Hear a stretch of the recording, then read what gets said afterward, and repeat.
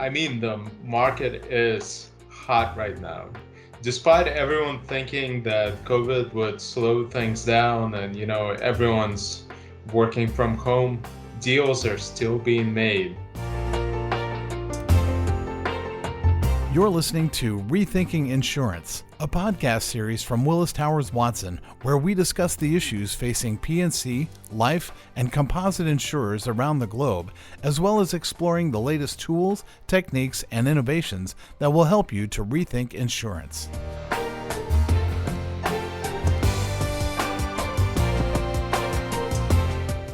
Hello, and welcome to Rethinking Insurance. I'm your host, Carrie Kelley. Today, I'm delighted to be joined by my guest, Nick Komissarov, a director out of our Chicago office and our North American Life M&A leader at Willis Towers Watson. Welcome, Nick. Thanks, Carrie. Hey, everyone. Glad to be here. All right. In today's episode, we're going to be discussing current merger and acquisition market trends, specifically in the life space, and what impact, if any, COVID-19 has had on the market. Before we dive into that, Nick, one of the things we do on this podcast to learn a little bit more about our guests is we ask, if you Google yourself, what comes back? And then more importantly, what would you actually like to come back when you Googled yourself? So I think if I Google myself, Willis Towers Watson comes out. You got my LinkedIn profile, probably an interview I've done, and then a video I've recorded last year. So I'm pretty happy with that. I think it's generally professional, not nothing stupid. So it's good. All right. So talking about life M&As, what kind of activity have you been seeing in the life M&A market? And maybe to answer this, think about 2020 as a whole and what we're seeing in the beginning of 2021. The market is hot right now. Despite everyone thinking that COVID would slow things down and, everyone's working from home, deals are still being made. Management meetings are on Zoom or on Teams. They're not in person anymore. And we thought, hey, this might, people might not feel as connected. They might not feel as trusting when they're not in person, but they didn't stop anything. There has been quite a few very large deals, either closing this year or end of last year or being announced. So just to give you an example, Resolution Life and Voya, they signed their deal back in the end of 2019. There has been a little bit of a slowdown, but it did get signed in the beginning of January of this year. And then, of course, this year there's two huge deals. So Sixth Street Partners acquired Talcott Resolution. So that's the second Talcott Resolution acquisition in the last two or 3 years. And then Blackstone bought the life business from Allstate. And I think what this speaks to is that the asset managers or private equity really wants to get insurance, life insurance, long tail liability, very, very stable profile, and just try to extract some yield there with their asset strategies. So how is the current economic environment, especially the historically low interest rates, impacting the activity that you see? Yeah, that's a really good question. So I feel that some of the companies are looking at some of the legacy blocks that they have that could be unprofitable and do require additional assets to be put on.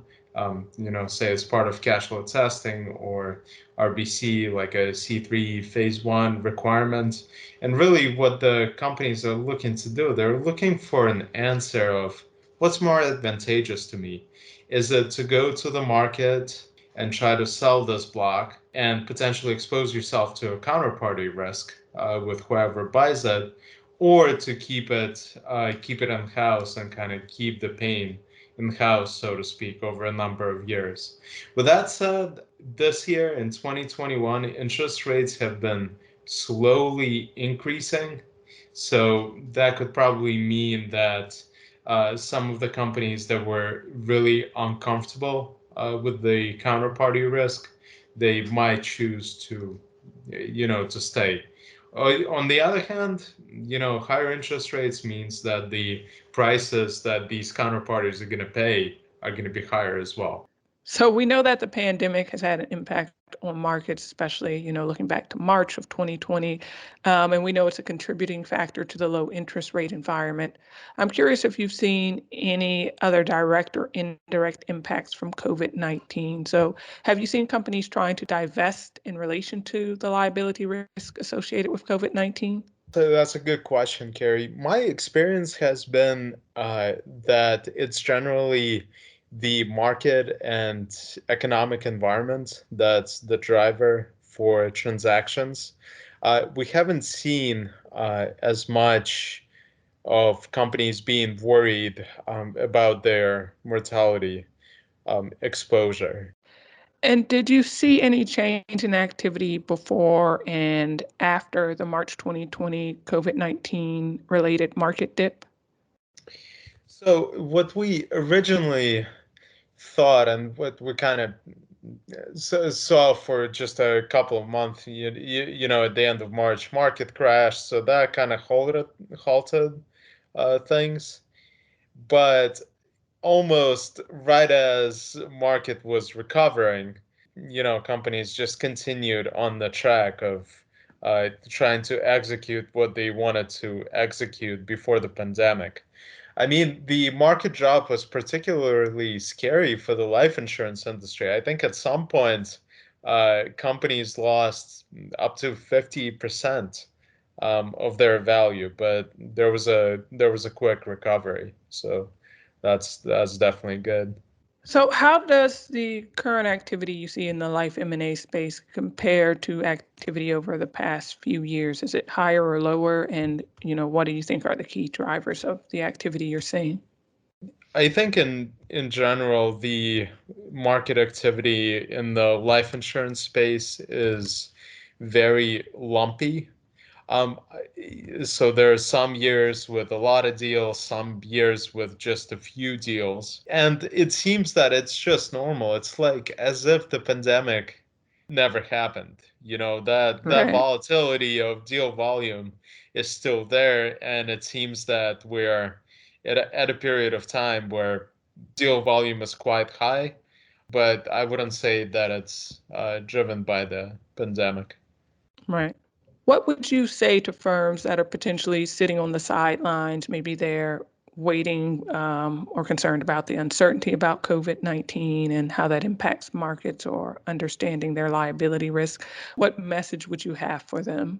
The message I would have is to hire an advisor and really evaluate internally what are the COVID impacts, what they have been, what are the expectations. I mean, chances are that right now, COVID is largely behind us with vaccines coming out rapidly. But really, the feasibility study more generally, would allow companies to uh, really understand what type of blocks or legal entities are good for them to move into the market, what blocks of business or legal entities are good to retain. And generally, in my experience, this has been a fairly low cost exercise as opposed to jumping into a sell side process right away. All right, that makes a lot of sense. Okay, well, thank you, Nick, for joining us on the podcast today. Thank you, Carrie. Really enjoyed it. Thank you, everyone, for listening in. Thank you, everyone, for listening to Rethinking Insurance. Goodbye. Thank you for joining us for this Willis Towers Watson podcast. For more information, visit the Insights section of willistowerswatson.com.